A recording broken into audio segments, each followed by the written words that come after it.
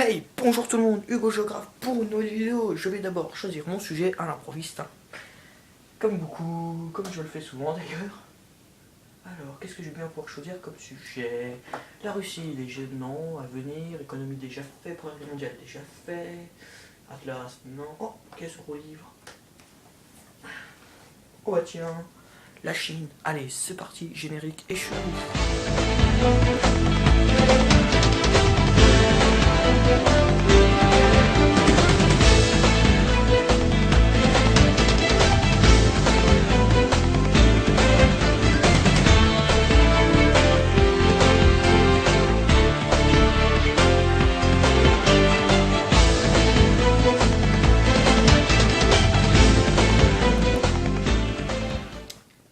Salut tout le monde, donc comme je vous l'avais dit dans l'introduction, donc aujourd'hui je vais vous parler d'un pays que je connais bien et que j'aime beaucoup. C'est la Chine, donc en trouvant ce livre, il y a quelques semaines, je me suis dit, pourquoi ne pas parler de la Chine, car ce livre est vraiment très complet. Donc Chine l'éveil du géant, c'est un livre que je vous conseille. Donc pour la petite anecdote, ce livre fait environ 1000 pages, il est vraiment très bien expliqué avec des photos qui sont vraiment impressionnantes. Donc je vous le conseille vivement. Donc maintenant on va passer au sujet. Donc j'ai essayé de faire cette vidéo prochaine parce que j'ai le projet de faire un voyage en Chine, donc là je vous raconte un peu ma vie, donc voilà. Donc anecdote terminée. Donc pour cette vidéo, donc je vais vous parler en gros de la démographie chinoise et de ce qu'on peut trouver comme monument, pas beaucoup de géographie, surtout ce qu'on peut trouver en Chine. Donc on va commencer démographiquement. Donc la Chine c'est 1,3 milliard je crois d'habitants, donc c'est le pays le plus peuplé du monde. En superficie c'est le troisième plus grand pays, pardon. Donc il est juste derrière la Russie et le Canada. Donc la plus grande ville de ce pays n'est pas Pékin, donc Pékin est la capitale. La plus grande ville c'est Shanghai. Shanghai qui compte 17 millions d'habitants, je crois, si je ne fais pas d'erreur, je ne suis plus très sûr. Le président chinois est Hu Jintao, qui arrive au pouvoir en 2002, c'est le président du Parti communiste chinois. Alors oui, c'est tout ce que j'ai à dire sur la politique, politique chinoise je ne m'y connais pas trop. Donc maintenant, ce qu'on peut trouver en Chine, surtout à Pékin. Donc à Pékin, on peut surtout trouver la Grande Cité Interdite, ce magnifique palais du 15e, terminé au 15e siècle. Oui, on peut trouver quoi d'autre? Je réfléchis, à Pékin.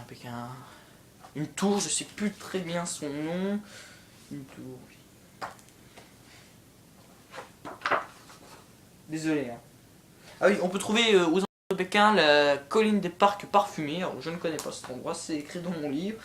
Mais apparemment, d'après ce qu'il dit, c'est un parc qui est tellement fleuri qu'il sent le parfum des fleurs. Voilà. Ah oui, j'allais oublier. Évidemment, la grande muraille de Chine, le seul monument qu'on peut voir de l'espace, grand monument. Vraiment magnifique bâtisse, franchement, chapeau, j'ai jamais vu ça, c'est vraiment, dès que je l'ai vu, je suis tombé fou amoureux de cette muraille. On peut aussi trouver, donc il y a des villes très modernes, comme Shanghai, Hong Kong, qui, on ne sait pas trop, enfin voilà. Pékin aussi est très moderne maintenant.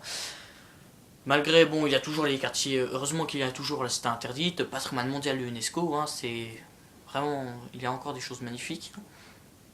Pour l'histoire aussi, alors l'histoire de Chine, alors je vais vous dire, vous connaissez peut-être le livre L'Art de la guerre. Donc ce livre a été écrit par un chef de guerre chinois, Sun Tzu, ce nom vous dit peut-être quelque chose. Donc Sun Tzu, il a écrit, c'était un grand guerrier de la Chine, un grand chef, et il a écrit un livre sur des techniques militaires, d'ailleurs je vous le montre. Alors, Sun Tzu. Le voilà, donc il y a plusieurs... alors son nom s'écrit de différentes manières, vous voyez, là il s'écrit TSE, mais c'est Sun Tzu quand même. Donc L'Art de la guerre, un très beau bouquin, très intéressant, qui vous dit toutes les techniques que vous pouvez, toutes les techniques de guerre, pardon, qui étaient utilisées à l'époque, et qui sont aujourd'hui, même en Afghanistan ou en Irak, ces techniques sont toujours utilisées par l'armée américaine et française, pour preuve que ça marche vraiment bien, et que Sun Tzu continue toujours à inspirer les stratèges de guerre.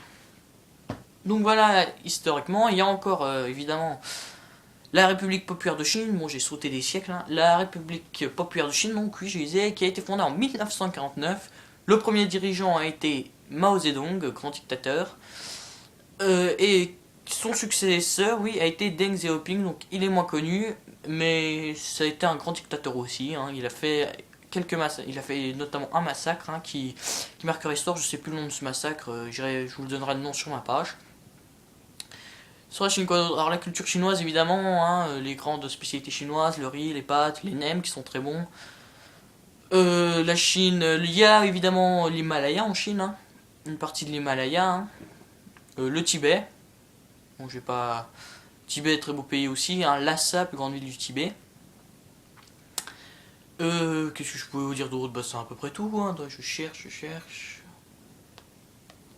Non, c'est tout. C'est surtout, oui, au fait, la côte ouest de la Chine hein, qui est habitée avec Pékin, Shanghai, Xi'an. Oui, si, Xi'an, oui, je crois que ça se dit comme ça. Oui, oui, désolé. La Chine a évidemment aussi des frontières avec la Mongolie, une partie avec avec la Russie, pardon, avec la Corée du Nord, le Népal et je sais plus les autres. Cambodge peut-être, le Vietnam, non même pas, non, je sais plus les autres. Hein. Donc vous regardez sur la carte, il y a une carte sur ma page Facebook, il n'y a aucun problème. Donc voilà, c'est tout ce que je pouvais vous dire sur la Chine. Hein. Je vous rappelle une dernière fois le titre de ce grand livre écrit par Denis Cox et Jean-Marie Boel. Chine, l'éveil du géant. Hein, alors voilà, vous pouvez le trouver en librairie, n'importe quelle librairie, je pense. Hein, moi, c'est ce que j'ai eu à Noël. Mais voilà, c'est tout ce que je peux vous dire sur la Chine. Donc, c'était une autre vidéo de ce mois. Hein, j'en ferai à peu près, et je vais continuer ce rythme, 2 par mois. En attendant, toujours même chanson. Abonnez-vous à ma chaîne. Enfin, n'hésitez pas. Vous pouvez toujours rejoindre ma page Facebook. Allez visiter mon blog. Pardon, voilà. A plus.